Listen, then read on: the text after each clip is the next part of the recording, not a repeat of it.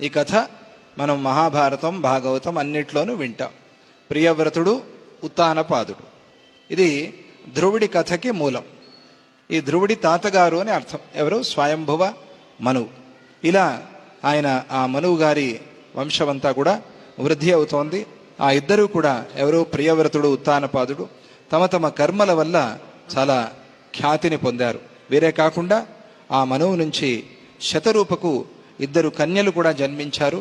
వారే ఆకూతి, ప్రసూతి అనే పేర్లతో. ఇదంతా మన పూర్వ వంశం. మనం వినేది ఏమిటి అంటే పూర్వ వంశ చరిత్ర. పురాణాల్లో ఇవి మనం మానేస్తాము అనటానికి వీల్లేదు, అందుకోసం చదువుతున్నా నేను. ఇవి వదిలేస్తే పురాణం విన్నటువంటి ఫలం కానీ జ్ఞానం కానీ మనకి రాదు. ఫలం అంటే కేవలం ఏదో అపూర్వం, అదృష్టం, పుణ్యం అనే కాదు, జ్ఞానం. ఇది ఒక జ్ఞానానికి సంబంధించిన విషయం. మనం మన పూర్వీకులు ఎలా ఉన్నారు, ఎలా మనం ఎదిగాము, ఈ లోకాలు, ఈ యుగాలు అన్నీ కూడా ఎట్లా వచ్చాయి, ఈ కాల విభాగం ఎట్లా అయింది, ఇవన్నీ కూడా మనకి తెలిపేందుకోసం ఆ విషయాలు చెప్తూ ఉన్నారు. తరువాత స్వయంభువు ఆ కూతుళ్లలో ప్రసూతిని దక్షుడికి ఇచ్చి వివాహం చేశాడు. ఆ కూతుని రుచి ప్రజాపతికి ఇచ్చి పెళ్లి చేశాడు. తరువాత వారిలో ఒకరికి పుత్రుడు, మరొకరికి పుత్రిక కవలలుగా జన్మించారు. ఇద్దరు కలిపి ఒకేసారి జన్మించారు. వారి పేర్లు యజ్ఞుడు, దక్షిణ. వాళ్ళిద్దరూ కలిపి పుట్టారు చూడండి. అందుకనే ఏ కర్మ చేసినా యజ్ఞ భావనతో చేయాలి. ప్రతి యజ్ఞ భావనతో చేసిన కర్మకి దక్షిణ ఇవ్వాలి. ఏ పని అయినా సరే నువ్వు ఏదైనా పని చేయించుకుంటే దానికి తగ్గట్టుగా దక్షిణ ఇవ్వాలి. ఎగ్గొట్టకూడదు. ఎగ్గొడితే యజ్ఞ ఫలం రాదు. ఏదైనా సరే అందులోనూ ప్రత్యేకంగా వేదం చెప్పిన కర్మ చేయించుకున్నప్పుడు మనం ఆ చేసిన వాళ్ళని గౌరవించుకుని వాళ్ళకి ఇవ్వాల్సిన దక్షిణ తప్పకుండా ఇవ్వాలి. ఏ పని చేయించుకున్నా అంతే.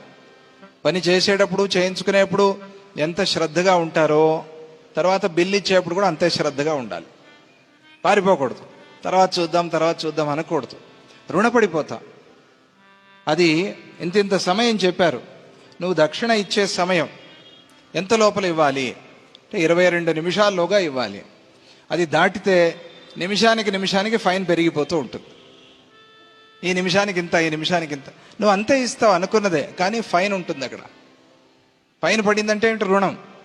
ఆ రుణం పడిపోయింది కాబట్టి నువ్వు మళ్ళీ అటువంటి కర్మ చేసి మళ్ళీ అంత దక్షిణ ఇచ్చుకుంటే కానీ నీ రుణం తీరదు. అందువల్ల ఆలస్యం అనేది చేయకూడదు. యజ్ఞం చేసినప్పుడు, చేయించుకున్నప్పుడు దక్షిణ అనేది తప్పకుండా ఇవ్వాలి. ఎందుకంటే వాళ్ళు కవలలు, దక్షిణ, యజ్ఞుడు వాళ్ళిద్దరూ కూడా. అట్లా వాళ్ళిద్దరూ భగవత్ సంకల్పం ప్రకారంగా దంపతులయ్యారు. దంపతులు అంటే అర్థం చేసుకోండి, యజ్ఞము దక్షిణ ఎప్పుడు కలిసే ఉంటారు అని అర్థం. అదే చెప్పదలుచుకున్నారు అక్కడ మనకి. అవి పురాణాల్లో పురాణ భాష అట్లాగే ఉంటుంది, వేదాల పరిభాష అట్లాగే ఉంటుంది. దాన్ని మనం తెలుసుకోవాలి, అర్థం చేసుకోవాలి, సూక్ష్మాన్ని గ్రహించుకోవాలి. అలా అప్పుడు ఆ దంపతులకు 12 మంది పుత్రులు జన్మించారు. వారు స్వయంభువ మన్వంతరంలో యాములు అనేటువంటి పేరు గల దేవతలుగా ప్రసిద్ధి చెందారు. ఆ యజ్ఞుడి యొక్క పుత్రులు చాలా తేజస్సు కలిగిన వాళ్ళు. ఇది ఇలా ఉన్నప్పుడు బ్రహ్మదేవుడి నుంచి జన్మించిన దక్ష ప్రజాపతి వల్ల ప్రసూతికి 24 మంది కన్యలు జన్మించారు. వారి పేర్లు ఎలా ఉన్నాయి, ఇది మనకి ముఖ్యమైనది. ఇక్కడికి వచ్చాం. శ్రద్ధ, లక్ష్మి, ధృతి, తుష్టి, మేధ, క్రియ, బుద్ధి, లజ్జ, వపువు, శాంతి, సిద్ధి, కీర్తి అని వాళ్ళ పేర్లు. వాళ్ళు కన్యలు.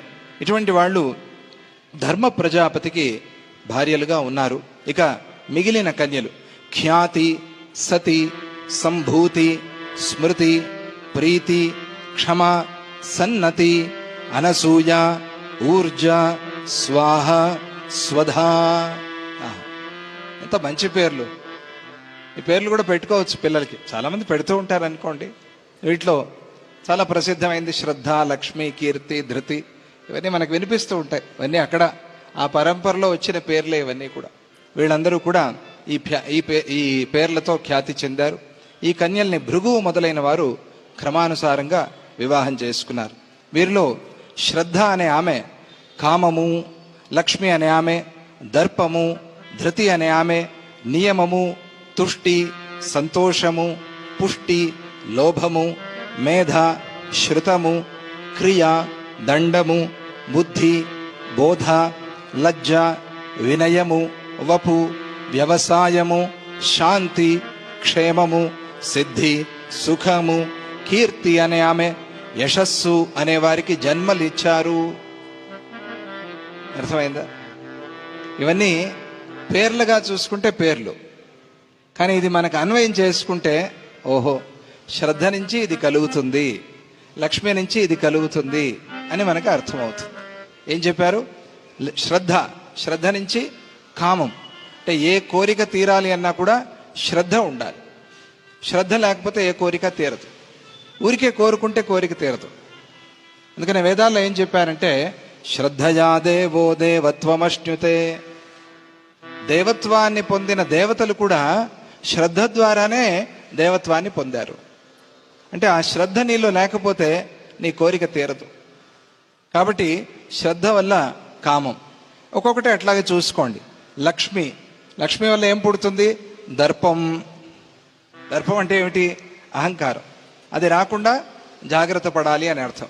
లక్ష్మి, దర్పము, ధృతి, నియమము. ధృతి నుంచి, ధైర్యం నుంచి నియమం పుడుతుంది. నియతిగా ఉండాలి, నియమంగా ఉండాలి అంటే ధైర్యం కావాలి, ధృతి కావాలి. ధృతి, నియమము. తుష్టి నుంచి సంతోషము. ఇక పుష్టి నుంచి లోభము. పుష్టి ఎక్కువైపోతే లోభం వస్తుంది. అది తర్వాత మేధ, శృతము. శృతం అంటే వేదం, చదువు. మేధాశక్తి బాగా ఉంది, శృతం చదువు బాగా వస్తుంది. క్రియ, దానివల్ల దండము. క్రియ అంటే దండం అంటే ఏమిటి? దండించి దండో దమయతామస్మి నీతిరస్మి జిగీషతాం భగవంతుడు, అటువంటిది. ఆ క్రియ వల్ల దండము. బుద్ధి వల్ల బోధ అంటే జ్ఞానం. బుద్ధి నుంచి బోధ, జ్ఞానం పుట్టింది. ఇక లజ్జ నుంచి వినయం కావాలి అంటే హ్రీ అనే ఒక గుణం. లజ్జ, సిగ్గు. ఆ సిగ్గు నుంచి వినయం వస్తుంది. ఆ వినయాన్ని ఆ లజ్జ అనే ఆమె పుత్రుడిగా కన్నది. వపు అంటే శరీరం అని అర్థం. వ్యవసాయము. వపువు నుంచి వ్యవసాయం. వ్యవసాయం అంటే ఏమిటి? మనం పంట పండించుకునే ఒక వ్యవహారం.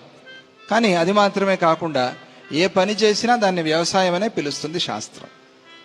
పనుల్లో చాలా శ్రేష్టమైన పని రైతులు చేసే పని కాబట్టి దానికి వ్యవసాయం అని పేరు పడిపోయింది లోకల్లో. అది మనం అర్థం చేసుకోవాలి. అందువల్ల వ్యవసాయం, అలాగే శాంతి, క్షేమము. శాంతి అనే ఆమెకి క్షేముడు అనేవాడు జన్మించాడు. ఇక సిద్ధి, దానివల్ల సుఖము. కీర్తి అనే ఆమె యశస్సు. ఇవి వరుసగా వాళ్ళకి జన్మించారు. వీరందరూ కూడా ధర్ముడి సంతానం. ధర్ముడి నుంచి ఈ ధర్ముడికి శ్రద్ధ భార్య అయితే ఫలానా, ధర్ముడికి ధృతి భార్య అయితే ఫలానా.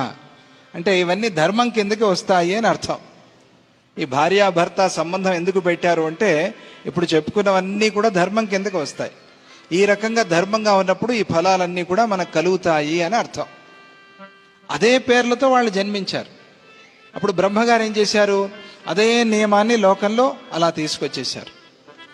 ఈ ప్రకారంగా మీరుంటే ఇవన్నీ వస్తాయి అని ఏర్పాటు చేసేసారు.